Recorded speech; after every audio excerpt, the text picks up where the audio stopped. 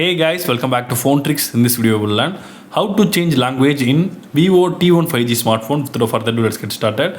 First of all, you need to open settings. Then you can find the option called system in the bottom. You need to open that. Now you need to click languages and input. Again, click languages. Now you need to click add a language. You can find your local language. So I will choose Tamil.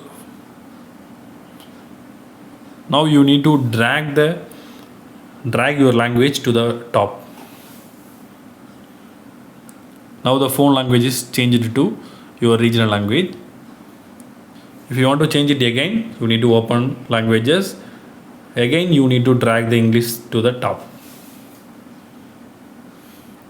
So that's all guys. I hope this video is very useful to you. If you like this video, hit thumbs up and do subscribe our channel for more updates. Thank you.